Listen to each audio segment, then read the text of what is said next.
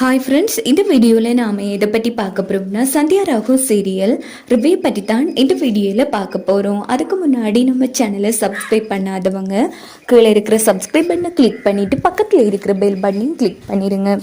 சரி வாங்க வீடியோக்குள்ளே போகலாம். எங்கே பார்த்தோன்னா மாயா கல்யாணத்துக்குரிய எல்லா ஏற்பாடுகளையும் ஒவ்வொன்றா பார்த்து பண்ணிகிட்ருக்காங்க. இன்னொரு பக்கம் ஃபோட்டோ ஷூட்டெல்லாம் எடுத்து எல்லாருமே ஃபோட்டோஸ் எல்லாம் எடுத்திருப்பாங்க. அப்போது மகாலிங்கமும் புவனேஸ்வரியும் என்ன திட்டம் போடுறாங்கன்னா, நம்ம மகாலிங்கம் இங்கே பாருங்கள் மேடம், நீங்கள் சொன்ன மாதிரி என் பொண்ணு ஃபோட்டோ ஷூட் எடுக்க வச்சா எல்லாருமே ஜோடியாக ஃபோட்டோ எடுத்துட்டாங்க. இனி நாம் அந்த மாயாவை வீட்டை விட்டு துரத்த வேண்டிய நேரம் வந்துருச்சு அப்படின்னதும் உடனே நம்ம புவனேஸ்வரி சரி இப்போ என்ன பண்ணுறது ஐடியா அப்படின்னு கேட்குறாங்க. இங்க பாருங்க, இப்போ தானா கார்த்தி கல்யாணம் பண்றதுக்கு முன்னாடி கண்டிப்பா ஜோடியா இருக்கிறதுக்கு சம்மதிக்கவே மாட்டாங்க ரகுராம். அப்படிப்பட்டவர் போட்டோ எடுக்கிறதுக்கே அனுமதி கொடுக்க இல்லை. இருந்தாலும் அவர பேச்சை மீறி எல்லாரையும் போட்டோ எடுத்திருக்கா அந்த மாயா. ஸோ இந்த மாதிரி சிச்சுவேஷன்ல இந்த தானா கார்த்தி இருக்கிற போட்டோவை நம்ம தெரு முழுக்க ஒட்டி விட்டோம்னு வச்சுக்கோங்களேன். வார போற எல்லாருமே ரகுராம் எப்படிப்பட்டவர், ஆனா கடைசியில இப்படி பண்ணிட்டாருங்கிற மாதிரி அவரை தலை குனிகிற அளவுக்கு பேசுவாங்க. இதுக்கெல்லாம் முழுக்க காரணம் யாரு?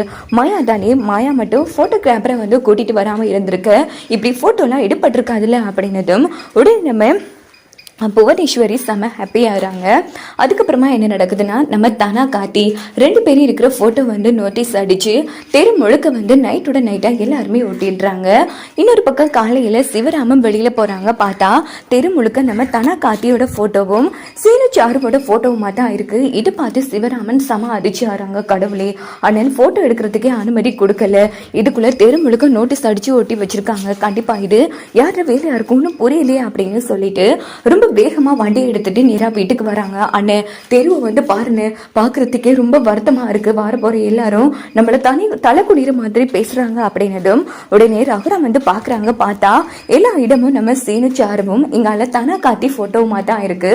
இது பார்த்து சிவராம் நம்ம ரகுராம் செம டென்ஷன் ஆகி, இது யார் பண்ண வேலை, வேற யார் பண்ணிருப்பா, போட்டோ எடுத்தது யாரு, நீ போட்டோ எடுக்க வேணான்னு சொல்லியும் உன் பேச்சை மீறி போட்டோகிராஃபரை அழைச்சிட்டு போட்டோலாம் எடுத்தா, இப்போ கடைசியில தெருவா ஒட்டி வச்சிருக்கா. இது கொஞ்சம் கூட சரியில்லைன்னு நம்ம குடும்பத்துக்குன்னு ஒரு மதிப்பும் மரியாதையும் இருந்துச்சு.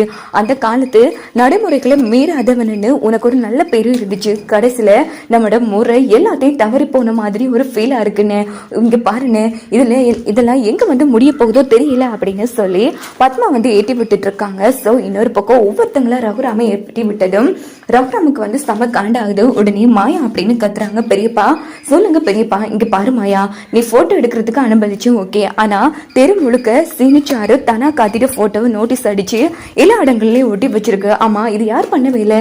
என்ன பெரியப்பா சொல்றீங்க? சத்தியமா சொல்றேன், எனக்கு இதுக்கும் எந்த சம்மந்தமும் கிடையாது. நான் அப்படிலாம் பண்ணக்கூடிய ஆளே இல்லை பெரியப்பா, நான் பண்ணிருப்பேன்னு நீங்க நம்புறீங்களா அப்படின்னு கேட்டதும் உடனே நம்ம ரகுராம் அப்ப வேற யார் மாயா பண்ணா, எனக்கு உண்மையிலேயே தெரியும் அப்படின்னு சொல்லும்போது புவனேஸ்வரி மகாலிங்கமும் வராங்க. ரகுராம், இங்க என்ன நடந்துட்டு இருக்கு? நம்ம ஊருக்கு நம்ம குடும்பத்துக்குன்னு ஒரு ஒழுக்கம் ஒரு பண்பு இருக்கு.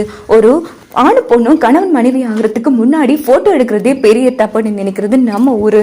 இன்னைக்கு தெரு முழுக்க நம்ம பசங்களோட போட்டோ இருக்கு. இங்க பாரு, எங்க வீட்டு பையன் அது ஒரு ஆம்பளை, ஆனா உங்க வீட்டு கல்யாணம் பண்ண போறது பொம்பளை. சோ பின்னாடி பாதிக்கப்பட போறது உங்க பொண்ணுதான். அது கூட யோசிக்காம யார் பண்ண வேலை இது, அவங்கள சும்மா விடக்கூடாது அப்படின்னு பேசிட்டு இருக்கும் போதே அண்ணே அந்த நோட்டீஸ் அடிச்சவன் யாருன்னு கண்டுபிடிச்சாச்சுன்னு அவனை கூட்டிட்டு வந்தா இதெல்லாம் யார் சொன்னு தெரிஞ்சிடல அப்படின்னு சொல்லிட்டு சிவராமன் என்ன பண்றாங்கன்னா நோட்டீஸ் அடிச்சவனை வீட்டுக்கு அழைச்சிட்டு வராங்க. அப்போ அடிடின்னு அடிக்கிறாங்க. சொல்றா, யார் சொல்லி பண்ண, இதெல்லாம் யார்டா சொன்ன அப்படின்னதும் உடனே அந்த நோட்டீஸ்காரன் நம்ம மாயாவை மாட்டி விடுறான். இவங்க தான் சார் நைட்டோட நைட்டா போட்டோ அடிக்கிற மட்டும் இல்லாம கொஞ்சம் ஆட்களை வச்சு தெரு முழுக்க ஒட்டி விட சொன்னாங்க. இப்ப என்னன்னா, என்ன மேடம் எதுவுமே தெரியாத மாதிரி அமைதியா எங்களை மாட்டி விட்டுட்டு இருக்கீங்க, சொல்லுங்க அப்படின்னு சொன்னதும் மாயா அதிர்ச்சியாயி, ஐயோ பெரியப்பா, நான் எதுவுமே பண்ணல பெரியப்பா, என்ன நம்புங்க அப்படின்னு சொல்லும்போது உடனே ரகுராம், இங்க பாரு, எங்க வீட்டு பொண்ணு அப்படி பண்ணக்கூடிய ஆளே இல்ல, அப்படி அவ பண்றாலும் என்கிட்ட சொல்லி ஒரு பெர்மிஷன் கேட்காம பண்ணவே மாட்டா. ஆனா இவளை நம்பாதன்னு ரொம்ப தலைக்கு மேல ஆடிட்டு இருக்காங்கிற மாதிரி எல்லாரும் திட்டிட்டு இருக்காங்க. சோ கண்டிப்பா நோட்டீஸ் அடிச்சுட்டு நம்ம மகாலிங்கமும் புவனேஸ்வரியும் பணம் கொடுத்து மாயா பேரை மாட்டி விட சொல்லியிருப்பாங்க. அதே இதை தான் அந்த நோட்டீஸ்காரனும் பண்றான். உடனே மாயா பெரியம்மா நீங்களாச்சும் எங்க நம்புக்கு பெரியம்மா, சத்தியமா நான் பண்ணலாம் அப்படின்னதும் உடனே சீனு இங்க பாருங்க மாமா, கண்டிப்பா மாயா பண்ணிருக்க மாட்டான். மாயாவுக்கு என்ன அவசியம் வேண்டி இருக்கு எங்க போட்டோஸ் எல்லாம் நோட்டீஸ் அடிச்சு விட்டுறதுக்கு? இதுல ஏதோ ஒரு தப்பு நடந்திருக்கு.